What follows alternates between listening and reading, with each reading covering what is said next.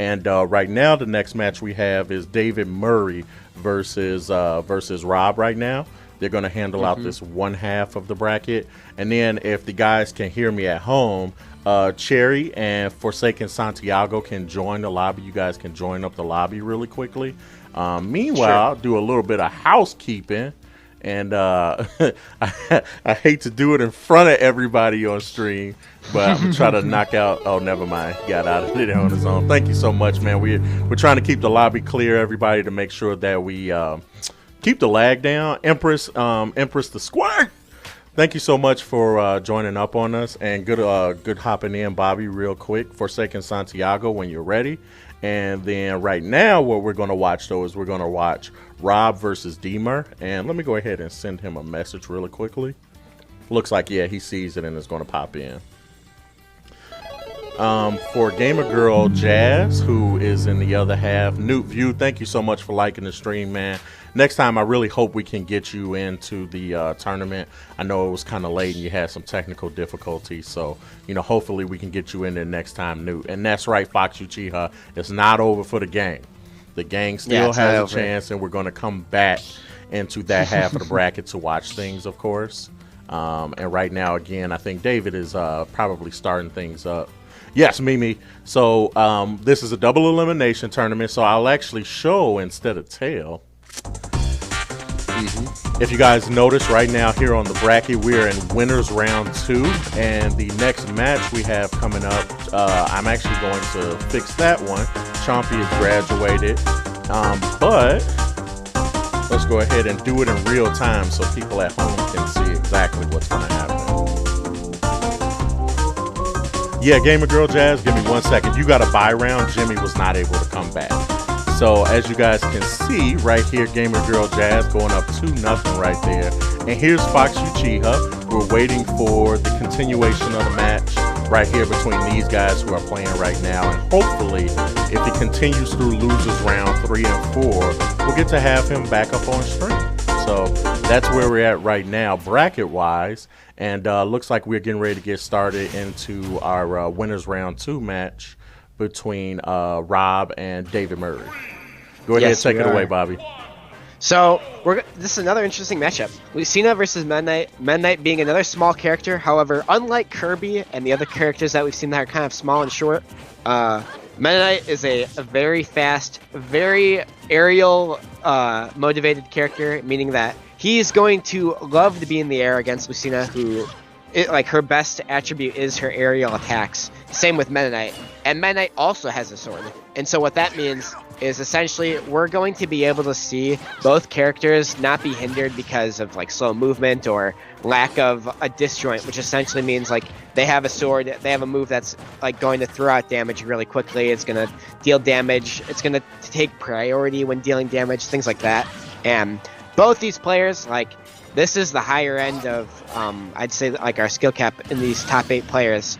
And so you're going to see, even with a stock down D-Mur, both these players are going to be able to deal damage. They're both going to be able to play neutral real well. And I'm excited to see how this develops, especially after the first game, second game, third game.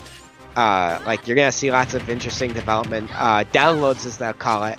You'll see people 1 second, one plan is working from one player, and the next second, that same plan that was working is now being countered and crumpled into bits.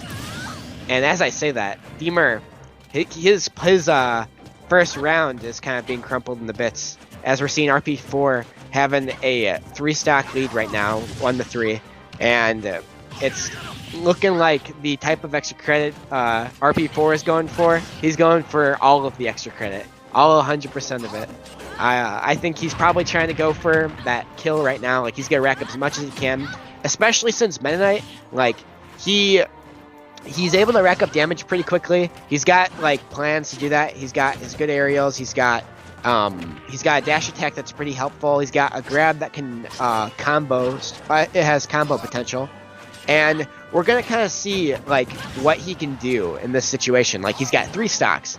His opponent's at 55%, and as I say that, he loses his stock. And that'll be interesting to see, because, this is a comeback that, oh my good, and there is no comeback.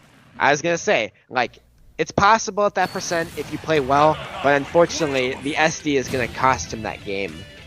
Yeah, no, there's no comeback to be had on that one. And it'll be interesting to see if we get a character change coming up here, because so much probably didn't go right in that round that I'm pretty sure he was looking for. So, yeah, no, I'm really curious to see that. And then just as a reminder for people, next is Cherry and Forsaken Santiago. Good, you guys are already in.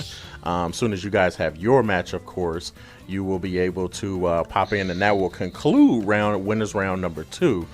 So we'll be looking at our top 4 going into winners finals, which of course at that point we update everything for grand finals, which is the best 3 out of 5 here. So we did get a character change. What's your read on this one? I'm not sure. I'm surprised that the character change was on this side of it. Like, and then Byleth did D-Mur win? Did D-Mur win the last round just for score's sake? No, he lost. No, he lost. Okay. Yeah, and that's why I'm surprised about him switching, or D-Mur not switching.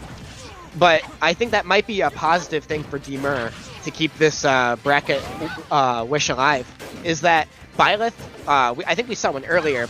Byleth is a character, like I kind of said earlier, is that he's slow, but has really good, like, he's got some combos, he's got some really meaty moves, like they hit really hard, like really hard hitting moves.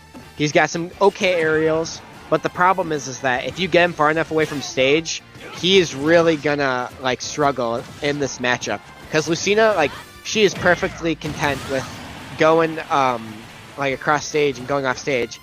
But Byleth, like we just saw, has really hard-hitting moves. Like that down B, that is what took out D-Mur's stock.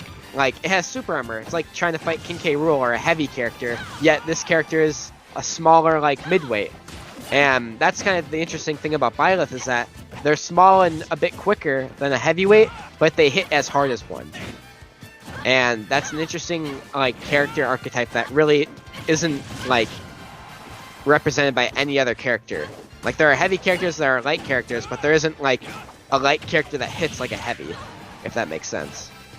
And the only thing I think that may be hard for D-Mur in this matchup, if he's able to take this stock, is the sense that Byleth has really good juggling potential with the up air and forward air. Like, they're gonna hit you all over the place if you're not able to get back on the ground.